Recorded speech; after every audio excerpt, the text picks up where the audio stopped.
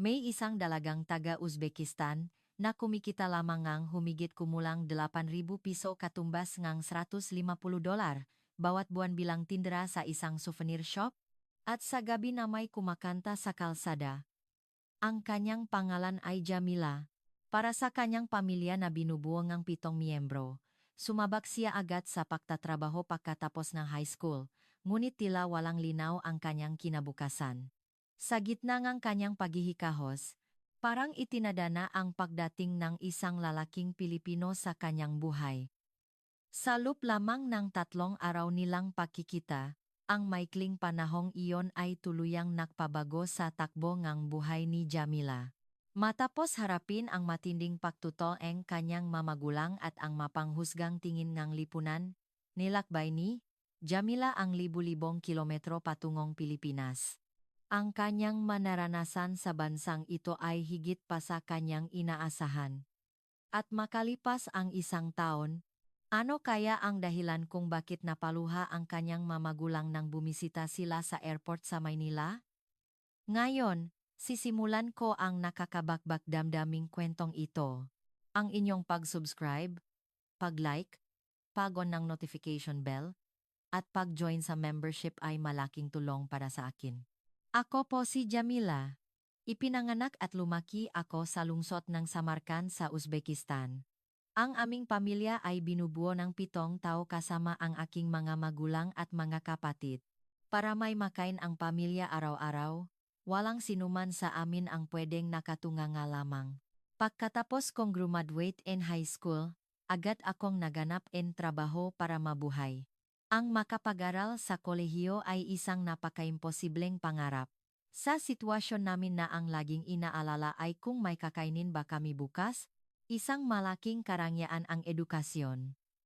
Sa araw, nagtatrabaho ako sa isang maliit na souvenir shop malapit sa Registan Square, isang sikat na World Heritage Site. Ang trabaho ko ay magbenta ng mga silk scarf at mga kagamitang yari sa palayok sa mga turista. Kuripot ang may-ari ng tindahan at ang sweldo ko ay $150 lang bawat buwan o nasa 8,000 piso. Hindi ito sapat para tustusan ang gastusin ng aming malaking pamilya.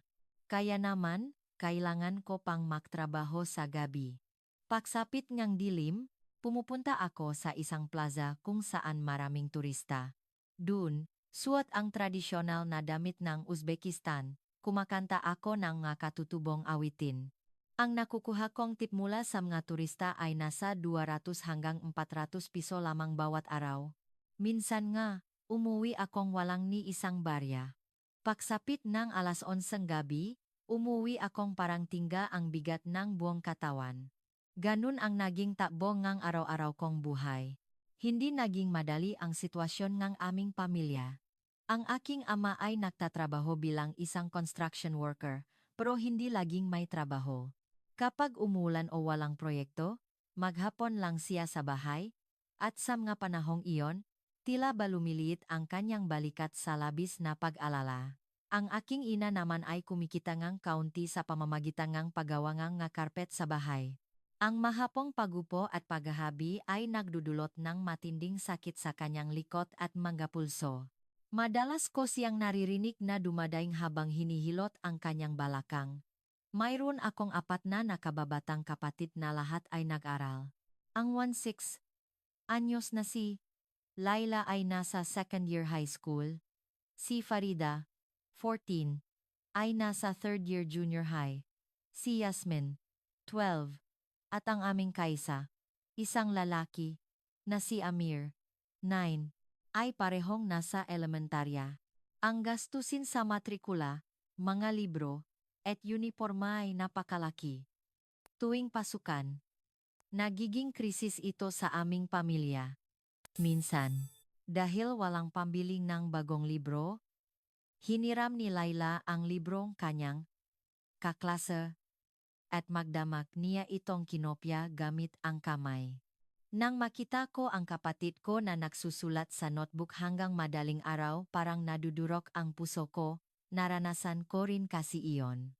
Nung high school ako, dahil walang pambili ng reviewer, kinopya ko ng buo ang isang libro mula sa library. Lalo pang nagiging mahirap kapag taglamig. Ang taglamig sa Samarkand ay sobrang lamig kaysa sa inaasahan. Madalas bumabagsak sa ibaba ngang zero ang temperatura. Dahil mahal ang pampainit, nakukumpulan kaming buong pamilya sa isang kwarto. Pinapatong-patong namin ang nga kumot at umaasa sa init ng katawan ng isa't isa para makaraos.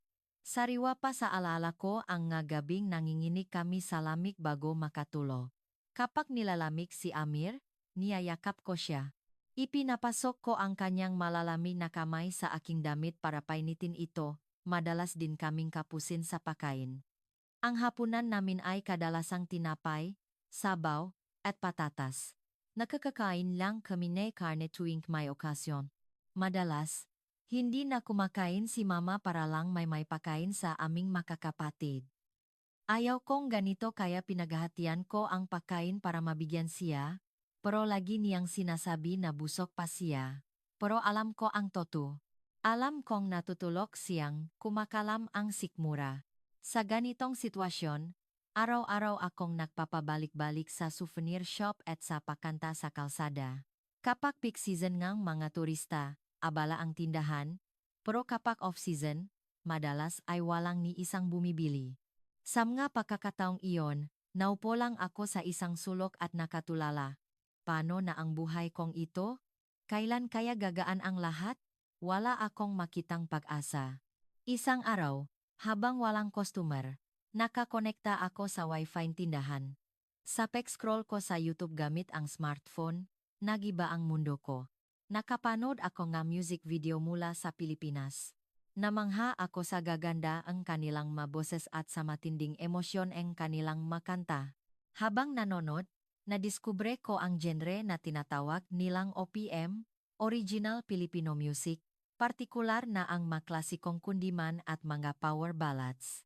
Hindi ko malilimutan ang unang beses na nakinig ako nito. Isang sikat na kantangang isang Pilipinang mang-awit hindi ko matandaan ang pamagat pero ang nakakayak nitong himig ay tumagos sa aking puso. Wala akong naiintindihan sa lyrics, ngunit ang matinding emosyon at ang mga hugot sa bawat nota ay yumanig sa aking pagkatao. Ibang-iba ito sa mga folk songs ng Uzbekistan, pero parang may pamilyar itong pakiramdam. Malungkot ngunit puno ng pag-asa, masakit ngunit nakakagaan ng loob. Sa tuwing nakikinig ako ng OPM, pakiramdam ko ay may yumayakap at umalaw sa akin. Pagka-uwi ko galing sa nakakapagod na trabaho, sinusuot ko ang aking earphones, nakikinig sa makantang Pilipino, at doon na ako napapaluha. Ramdam na ramdam ko ang emosyon. Pakiramdam ko, hindi lang ako ang nahihirapan. Lahat ng tao sa mundo ay may kani-kaniyang pinapasang lungkot. Naging adik ako sa OPM kaya nagsimula akong mag-aral ng wikang Tagalog mag-isa. Pinapanood ko ang mga video sa YouTube na may English subtitles at isinusulat ko ang mga Tagalog na salita sa aking notebook. Natutunan ko ang mga salitang mahal, puso, luha, paalam, at pangarap. Ang pag-aral ng Tagalog hanggang madaling araw ang naging kaisa-isa kong kaligayahan. Kapag tulog na ang aking makapatid, sa ilalim ng maliit na ilawan, kinokopya ko ang mga salita. Nagtataka ang mataw sa paligid ko. Pati ang may-ari ng tindahan ay nagtanong, Jamila, anong gagawin mo sa pag-aral ng wikang Pilipino? Wala namang halos turistang Pilipino na pumupunta rito. Hindi ako makasagot dahil kahit ako ay hindi ko rin alam. Basta't may nararamdaman akong kutob na balang araw. Ang wikang ito ang magbabago sa buhay ko. Ngunit hindi ko inakala na mangyayari ito nang napakabilis at sa ganitong paraan. Habang nag-aral ng Tagalog, naging interesado rin ako sa bansang Pilipinas. Napanood ko sa YouTube ang mga vlogs tungkol sa Maynila, ang managagandahang business districts gaya ng BGC at Makati, ang masasarap na pagkain tulad ng adobo at halo-halo, at ang nakangiting mukha ng Pilipino. Namangha ako sa matataas na gusali at sa galing nilang magsalita ng Ingles. Ibang-iba ito sa Uzbekistan. Sana balang araw, makapunta rin ako sa ganoong lugar, naisip ko. Sa gitna ngang nakakapagod kong araw-araw na buhay, Ang musika ng Pilipinas ang tanging nagbibigay sa akin ng pag-asa na balang araw, makikilala rin ang aking talento. Habang kumakanta sa kalsada, minsan ay hinahalo ko ang himig ng OPM sa aking kinakanta. Nagtatakang turista pero wala akong pakialam. Ngunit malupit ang realidad. Sa edad na 21, isa pa rin akong hamak na tindera sa araw at singer sa kalsada sa gabi. Wala akong makitang kinabukasan. Ang makaibigan ko ay isa-isa ng nag-asawa. Sa Uzbekistan, ang edad 21 ay itinuturing na medyo huli na para sa isang babae.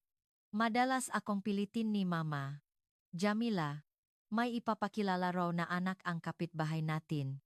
Bakit hindi mo subukang makipakita? Umiling ako.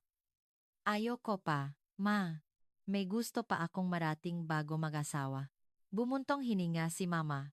Hindi ko inakala na ang isang araw sa kalagitnaan ng Abril ay babago sa aking kapalaran. Maaraw nun at mas maraming turista kaysa karaniwan. Alas 9 pa lang ng umaga ay binuksan ko na ang tindahan at naging abala sa pag-asikaso ng gaturista mula Europa at Sina. Dahil sa damingang tao, lumipas ang tanghalian na tinapay at saalang ang nakain ko. Bandang alas 3 ng hapon, medyo kumonti ang tao. Habang nagayos ako ngang bapaninda at nag-iisip kung anong kanta ang awitin ko mamayang gabi, napansin ko ang isang lalaking Asyano na may hawak na mapa sa labas ng tindahan. Mukha siyang nasa lata 20, malinis tingnan, nakasuot ng mayos na polo at maong, at may backpack. Akala ko noong una ay Chinese tourist siya, pero iba ang aura niya. Mas kalmado at mamo ang mukha niya. Lumapit siya sa akin at nagdanong sa magandang Ingles. Excuse me, do you happen to know where the Afrasiab Museum is? Sasagutin ko sana siya sa Ingles. Just walk north for about 10 minutes. Ngunit sa sandaling iyon, isang batang nasa 6 na taong gulang na hinahabol ang kanyang kuya ang napatid sa mismong tapat ng aming tindahan. Nawalan ng balansa ang bata at dumiretso papunta sa istantanam kababasaking palayok na paninda namin. Sumigaw ako sa gulat, hala, delikado. Sabay kaming kumilos nga laking iyon. Pareho kaming tumalon palapit sa bata para saluhin siya. Nahawakan ko ang braso ng bata, habang nasalo naman ng lalaki ang katawan nito. Huminto ang bata sa air at walang nabasag na palayok. Umiyak ang bata sa gulat. Agad ko siyang pinatahan. Ayos lang, ayos lang. Wala bang masakit sayo? Pinakpagan ko ang damit ng bata. Ang lalaki naman ay nag-alalang sinuri kung may galos ang tuhod ng bata. Patakbong lumapit ang nanay ng bata na nagpapanik at humingi ng tawad sa wikang Uzbek. Kumaway ako at sinabing, walang anuman po, buti na lang hindi nasugatan ang anak niyo, mag-ingat po kayo. Pagkaalis nila, huminga ako ng malalim matapos makitang ligtas ang lahat ng paninda. Sa sobrang kaba, hindi ko namalayang nakapagsalita ako sa wikang pinag-aralan ko. Naku, buti na lang. Salamat sa Diyos, ayos lang. Bigla akong napasalita ng Tagalog. Pati ako ay nagulat. Pero mas gulat na gulat ang lalaking nasa harapan ko. Nanlaki ang kanyang nga mata. Teka, nagtagalog ka ba ngayon lang? Tanong niya sa wikang Tagalog. Namula ang buong mukha ko sa hiya. Opo. Pasensya na. Nag-aaral po kasi akong magtagalog mag-isa, kaya bigla na lang lumabas sa bibig ko. Natawa siya at ngumiti ng napakatamis. Naku, huwag kang mag-sorry. Nakakagulat, lang talaga. Hindi ko inakalang makakarinig ako ng Tagalog dito sa Samarkand. Ang galing mo. Ang linaw ng pagbigkas mo. Saan ka natuto? Rinig ko sa boses niya ang tuwa at pagkamangha. Nahihiya kong sinagot, sa YouTube lang po. Mahilig po kasi ako sa OPM at mga kundiman, kaya natuto ako habang nakikinig ng kanta. Lalo siyang namangha. OPM. Bihira sa mga dayuhan ang mahilig sa OPM. Ang galing naman. Doon na nagsimula ang aming masayang pag-usap. Ang pangalan niya ay Mateo de la Cruz. Isa siyang Pilipino na nagtatrabaho sa isang multinational trade company sa Begeche, Metro Manila. Mayroon siyang isang linggong business trip sa Tashkent, pero dahil natapos agad ang trabaho niya ng Miyerkules, naisipan niyang pumunta ngang Samarkand ngayong Biyernes bago siya umuwi ng Pilipinas sa Lunes. Sa aming pak-usap, kapansin-pansin ang pagiging magalang at marespeto ni Mateo sa aming kultura. Nag-aral pa siya ang kaunting wikang Uzbek para makapagpasalamat ang rahmat, kata rahmat, maraming salamat. Nag-usap kami tungkol sa Pilipinas at sa Uzbekistan. Ikinuwento ko sa kanya ang kasaysayan ng Samarkand. Hindi namin namalayan ang oras. Alas 5:30 na pala at kailangan ko ng isara ang tindahan. Habang naglilikpit ako, naghihintay siya sa labas. Paglabas ko, medyo nahihiyang lumapit si Mateo. Ah, Jamila. Naniniwala ako na hindi aksidente ang pagkikita natin. Kung may oras ka, pwede mo ba akong ipasyal sa Samarkand ngayong gabi? Ako na ang bahala sa lahat. Bukas ang gabi kasi ay babalik na ako sa Tashkent kaya 2 araw lang ang oras ko rito. Seryoso ang kanyang mga mata at napakagalang ng kanyang tinik. Medyo nagalangan ako noong una dahil sa Uzbekistan. Hindi magandang tingnan ang isang dalagang mag-isang sumasama sa isang dayuhan. Ngunit naramdaman ko ang kanyang sinseridad at labis akong natutuwa na nakakapagsalita ako ng Tagalog kasama siya. Pumayag ako. Sige po. Ipapakita ko sayo ang mamagagandang lugar dito. Pero may oras din po kasi ang pakanta ko mamayang gabi. Nagningning ang mukha niya. Walang problema. Isang malaking karangalan na makasama kita. Dinala ko siya sa Shah Izinda, isang sikat na mausoleum na pinakamagandang puntahan kapag palubok na ang araw. Kung alis na tayo ngayon, maabutan natin ang sunset, sabi ko. Habang naglalakad kami sa kalsada, nakwento siya tungkol sa buhay opisina niya sa Maynila, at ako naman ay sa buhay ko rito. Mabilis kaming naging palagay sa isa't isa. Hindi niya pinagtawanan ang bulol kong Tagalog. Sa halip, taimtim siyang nakikinig. Dumating kami sa Shah Izinda kung saan ang mga asul na tilas ay nagliliwanag dahil sa papalubok na araw. Napakaganda, bulong ni Mateo habang kumukuha ng litrato. Ipinaliwanag ko sa kanya ang kasaysayan ng lugar na ito na mula pa noong 14th century. Umupo kami at nagwentuhan. Dito, naglakas loob akong ibunyak sa kanya ang totoong buhay. Sa totoo lang, nagtitinda ako sa araw, pero sa gabi, kumakanta ako sa kalye para sa mga turista. Kailangan kong dagdag na kita dahil mahirap ang pamilya namin. Nabigla si Mateo. Kumakanta ka? Ibig sabihin, isa kang mang-awit. Nahiya ako. Hindi po. Isa lang po. Akong street performer. Pero pangarap ko talagang kumanta dahil ito lang ang kaya kong gawin. Biglang naging seryoso ang kanyang tingin. Gusto kong marinig ang boses mo, Jamila. Pwede mo ba akong kantahan ngayon? Nag-alangan ako. Dito po? Ngayon na? Tumango siya. Tayong dalawa lang naman ang nandito. Isang karangalan na marinig ang boses mo sa ganito kagandang lugar. Dahil sa kanyang pakiusap, pumikit ako, huminga ngang malalim habang dinadama ang init ng araw sa aking muha. Nagsimula akong kumanta ngang isang tradisyonal na awiting Uzbek na may halong istilong emosyon ng OPM. Umawit ako na may buong puso, ibinuhos ko ang lahat ng aking pagmamahal sa pamilya, kalungkutan, at pag-asa sa kinabukasan. Pagdilat ko, nakita ko si Mateo na walang kibo. May namumuwang luha sa kanyang nga mata. Mateo, ayos ka lang ba? Tanong ko. Nanginginig ang kanyang boses nang sumagot siya. Jamila, pambihira ang talento mo.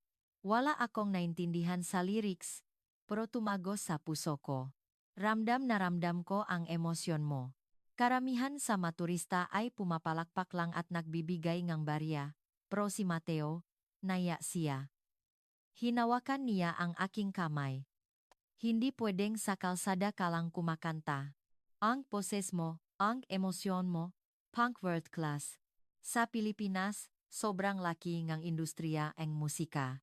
May mga matinding training, mga labels, at libu-libong tao ang handang makinig sa mamang awit na may hugot na katulad mo. Ang talento mo ay hindi lang para makabuhay sa pang-araw-araw, isa itong napakalaking potensyal. Hindi ako makapaniwala. Sa Pilipinas po, posible ba iyon sa isang dayuhang tulad ko? Seryoso siyang sumagot, mas lalo na't nakakapagsalita kang Tagalog at may pusong Pilipino kapag kumakanta. Sa bansa ko, mas higit pa ang mararating mo, at higit sa lahat, rerespetuhin ang talento mo. Kinabukasan, araw ngang Sabado, nakita ulit kami, ipinasyal ko siya sa bibihan ni Mosca at sa Shahrisabz. Manghang-mangha siya sa kasaysayan, at ako naman ay manghang-mangha sa kanyang makwento tungkol sa Pilipinas kung paano nagbibigay ng pantay na oportunidad sa mga may talento ang bansa nila, kahit ano pa ang background mo.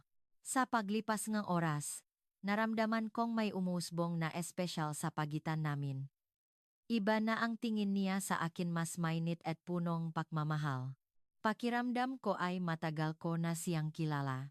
Pagsapit ng ikatlong gabi, naglalakad kami pabalik sa hotel niya nang bigla kaming harangin ng 5 lasing na siga sa kanto. Kilala ko sila. Mabasagulero sa aming lugar. Sumigaw ang leader nila kay Mateo sa wikang Russian. Hoy Chinese, lugar namin to. Ibigay mo ang pera mo. Nanigas ako sa takot.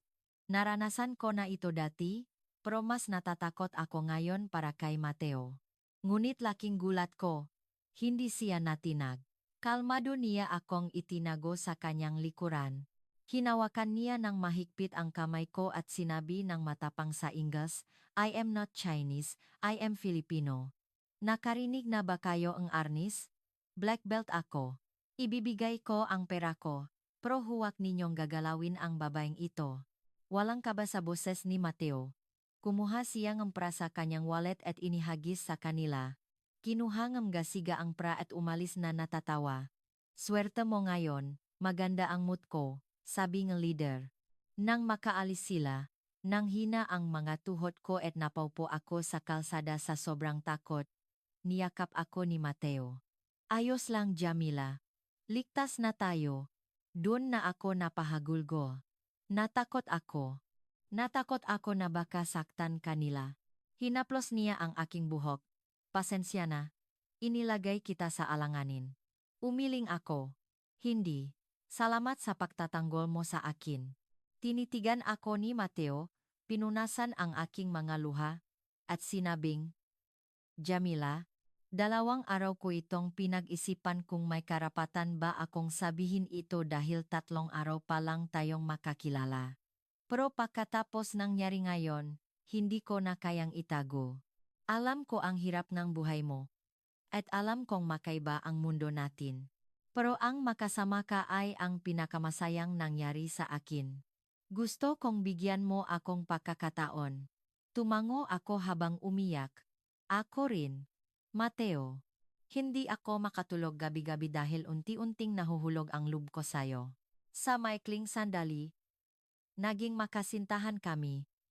Ngunit alam kong hindi magiging madali ang lahat. Kinabukasan, Linggo, nilakasan ko ang loob ko na imbitahin si Mateo sa bahay namin para ipakilala sa pamilya ko. Imbes na bumalik siya sa Tashkent ng gabi, nagstay siya. Nagdala siya ng mamahaling kape, sokolate, at mga pampasalubong mula sa Pilipinas na dapat sana ay para sa mga kliyente niya. Pagdating niya sa aming lumang bahay, nagtanggal siyang sapatos at nagbigay galang. Nagluto si Mama ng plov, traditional rice dish, at naghain ng tupa at mga prutas. Tuwang-tuwa si Mateo sa pagkain. Napakasarap po nito. Dahil dito, natuwa rin si Mama. Sa hapagkainan, binuksan ni Mateo ang tungkol sa talento ko. Sir, Ma'am, ang talento po anak ninyo ay pambihira. Kung isasama natin ito sa oportunidad sa Pilipinas, siguradong malayo ang mararating niya. Bagamat nakikinig ang aking ama, dumilim ang muka ang aking ina. Pakaalis ni Mateo, kinausap ako ng aking nga magulang. Jamila, malungkot na sabi ni Mama, masyado namang mabilis ito. 3 araw pa lang kayong makakilala. Sabi naman ni Papa, naintindihan ko na gusto mo siya, pero marami na tayong narinig na kwento tungkol sa mga babaeng nag-asawang dayuhan na umuwi lang luhaan. Iba ang kultura sa labas. Akala mo ba sapat na ang marunong kang magtagalog? Pinigilan ko ang aking luha. Iba po si Mateo. Rerespetuhin niya ako at tutulungan niya akong maabot ang pangarap ko. Hinawakan ni Mama ang kamay ko. Anak, hindi sa hindi ka namin mahal. Dahil sobra ka naming mahal, ayaw naming masaktan ka. Dahil sa pagtutol nila, kinansela ni Mateo ang flight niya pabalik ng Pilipinas at nag-leave sa trabaho para manatili pa sa Samarkand. Hindi ako alis hanggat hindi ko nakukuha ang basbas nga magulang mo, sabi niya sa akin. Nung Martes ng gabi, bumalik siya sa bahay. Lumuhod siya sa harap ng mga magulang ko, isang napakatinding pagpapakita ng respeto. Sir, Ma'am, alam ko pong 3 araw pa lang kami makakilala. Pero sigurado po ako sa nararamdaman ko. Hindi ko siya nakikita bilang isang paraan o kagamitan. Mahal ko siya, at ako ang ako sa responsibilidad na tuparin ang mapangarap niya sa Pilipinas. Papakasalan ko po si Jamila. Tahimik ang lahat. Umiyak na nagtanong si Mama, talaga bang paliligayahin mo ang anak ko? Hindi ba siya mag-isa at mahihirapan doon? Nakayukong sumagot si Mateo, pangako ko po, ibubuhos ko ang buong buhay ko para maging masaya siya. Nagsalita si Papa. Nakikita ko ang sinseridad mo, Mateo. Ngunit may tradisyon kami. Kung gusto mong pakasalan ang anak ko, kailangan mong magbigay ng bigay kaya dowry para mapatunayang kaya mo siyang buhayin at tulungan ang pamilya namin. Kailangan namin ng humigit kumulang 200,000 piso, 5,000 USD.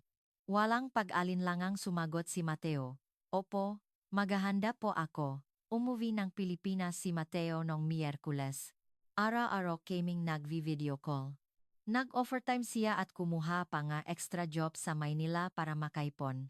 Makalipas ang 1 buwan, bumalik siya sa Uzbekistan na may dalang higit sa 200,000 piso. Nagulat ako. Sabi niya sa magulang ko, hindi ko po binibili si Jamila. Ito po ay simbolong respeto ko sa inyong kultura at pangako na hindi ninyo kailangang magutom habang nasa Pilipinas si Jamila. Umiyak si Mama. Kinamayan siya ni Papa at sinabing, Mateo, ipinakakatiwala ko na sa iyo ang anak ko. Patawarin mo kami sa aming panghuhusga. Matapos ang pagpapalangang pamilya, tinulungan ako ni Mateo sa pag-asikaso ngang visa ko papuntang Pilipinas. Ang daming papeles, birth certificate, family register, at patunay ngang relasyon. Nagbiyahe pa ako ng 2 oras pa Tashkent para sa interview sa Philippine Embassy. Pinakalma ako ni Mateo sa telepono bago ang interview. Nang tanungin ako ngang konsul sa Tagalog kung bakit ako pupunta ngang Pilipinas, sumagot ako mula sa puso. Mahal ko po si Mateo.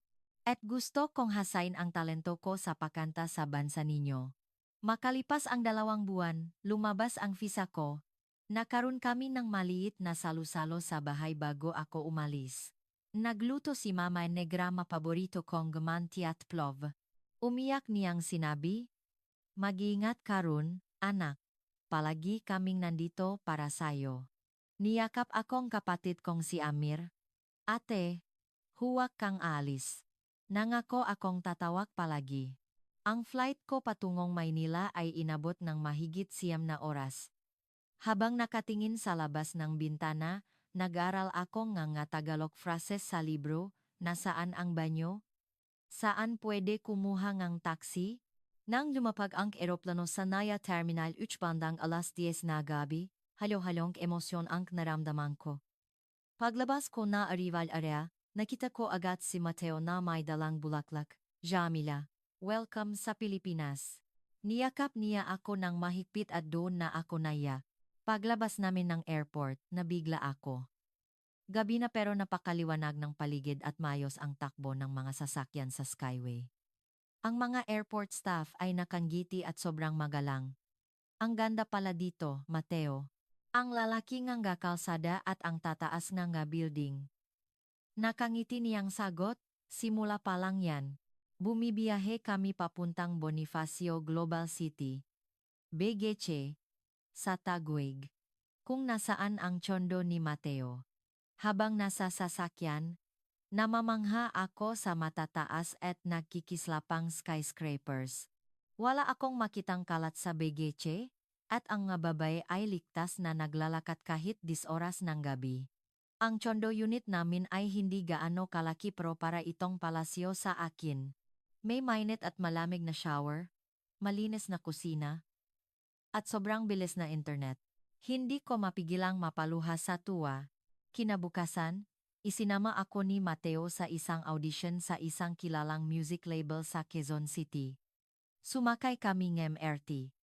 Kahit maraming tao, maayos silang pumila at magagalang.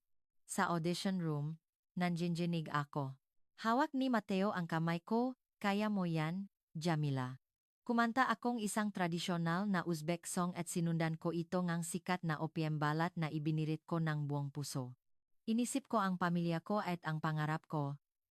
Nabigla ang mag-judges.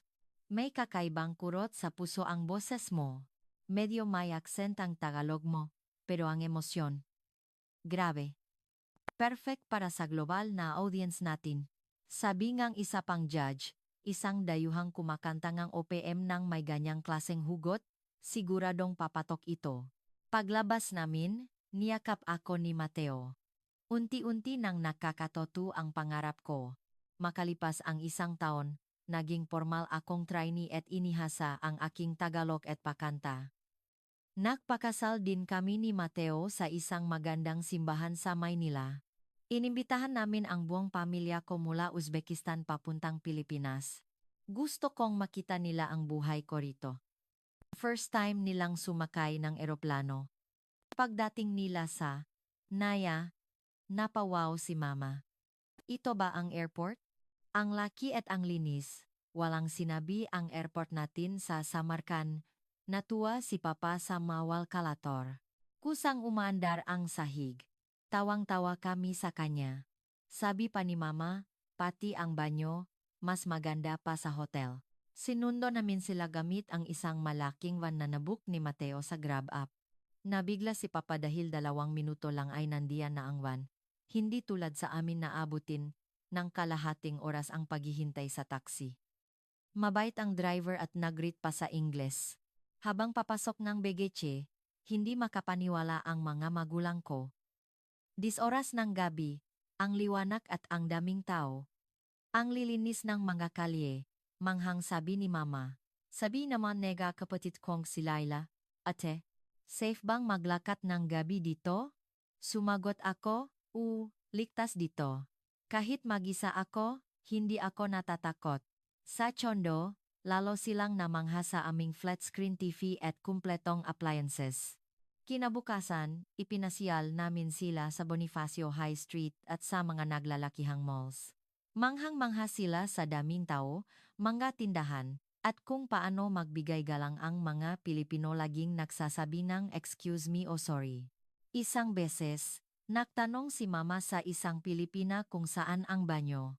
Kahit hindi gaano kagaling mag-Ingles yung babae, inilabas niya ang phone niya at itinuro pa mismo kay Mama ang daan.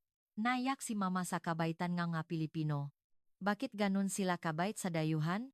Sabi niya. Sagot ko, ganyan po talaga ang mga Pilipino. Ma, puno silang hospitality. Kumain kami ngang chicken inasal, adobo, at halo-halo. Nagustuhan ni Papa ang inasal, ang sarap ngang timpla. Medyo maasim at matamis na ewan, nakakaadik. Pumunta rin kami sa Intramuros sakay ngang kalesa para ipakita ang kasaysayan ngang Pilipinas, kung saan naksuot pa ngang Filipiniana sina Mama at ang aking nga kapatid. Pagsapit ng gabi, naglakat kami sa Manila Bay Walk, Dolomite Beach at Pasig River Esplanade. Nakita ni Papa kung paano nag-eehersisyo at nagre-relax ang mga tao sa tabi ng malinis na ilog at dagat habang nakatingin sa nakikislapang tulay. Napakagandang bansa, bulong ni Papa. Sa gabi bago ang aming kasal, ginawa ni Mateo ang tradisyon ng pagbibigay galang. Sir Maam, Pinapangako ko pong alagaan ko si Jamila habang buhay. Umiyak na hinawakan ni Papa ang kamay ni Mateo. Mateo, patawarin mo ako sa mapagdududa ko nun. Ngayon nakita ko kung gaano kaganda ang Pilipinas at kung gaano kakabuting tao. Panatak na ang loob ko. Umiyak din si Mama. Napakaswerteng anak namin sayo. Sa araw ngaming kasal, suot ang puting damit. Naglakad ako sa aisle habang tumutuktok ang musika. Nayak ako sa kaligayahan. Lahat ng hirap ko sa samarkan ay napalitan ng gantimpala. Matapos ang kasal, nagsimula ang aking opisyal na karera sa pagkanta. 8 oras akong train araw-araw. Paglipas ngang 6 na buwan, isinali ako sa isang singing contest sa isang sikat na TV network sa Pilipinas. Kinanta ko ang isang Uzbek song na dinugtungan ko ng isang napakatas na OPM ballad na may traditional instruments sa background. Umiyak ang mga judges at nag-standing ovation ang audience. Hindi lang ito pagkanta. Ito ay pagpapakita ngang pagmamahal ngang isang dayuhan sa kulturang Pilipino, sabi ngang hurado. Ang video ngang performance ko ay nag-viral sa YouTube, umabot ngang milyon-milyong views. Punong suporta ang comment section. Grabe ang ugot niya. Nakaka-proud na mahal niya ang OPM. At ang galing ng pagkatagalog niya. Dahil dito, inilaunch ang unang album ko. Ang title track ay Pusong Nangungulila, isang kanta tungkol sa pamilya at pag-ibig. Nag-shoot pa kami ng music video sa Uzbekistan, sa mismong Registan Square kasama ang pamilya ko. Naging guest ako sa iba't ibang talk shows at variety shows. Kumikita na ako ngayong higit sa 150 piso bawat buwan 20 times ning sweldo ko sa Samarkand. Bawat buwan, nagpapadala ako ng 40,000 piso sa pamilya ko sa Uzbekistan para sa pangaraw-araw na gastusin at matrikula ng kapatid ko. Tumawag si Papa na umiyak, "Anak, ang laking tulong mo. Nakakapag-kolehiyo na si Laila dahil sayo." Proud na proud din si Mama at ipinakmamalaki ako sa aming makakapitbahay. Ang Pilipinas na ngayon ang aking pangalawang tahanan. Dito, hindi lang ako nagtatrabaho para mabuhay. Ginagawa ko ang passion ko. Ang matinding pagmamahal nga mga Pilipino sa musika ang nagbigay sa akin ng pakpak para lumipad. Kamakailan, naging panauhin ako sa isang event ng Uzbekistan Embassy sa Maynila upang kumanta bilang tulay ng dalawang kultura. "Jamila, ikaw ang aming ipinagmamalaki," sabi ng ambasador. Nayak ako sa tuwa. Nakamit ko ang lahat ng ito dahil sa asawa kong si Mateo at sa bansang Pilipinas. Minsan, tinatanong ko si Mateo, paano kung hindi tayo nakita sa Samarkand? Nakangiti niyang sagot, "Edi sana, nawala sa akin ang pinakamagandang biyaya sa buhay ko." Dito sa Pilipinas, natakpuan ko ang pangarap ko, ang pag-ibig ko, at ang tunay na kaligayahan.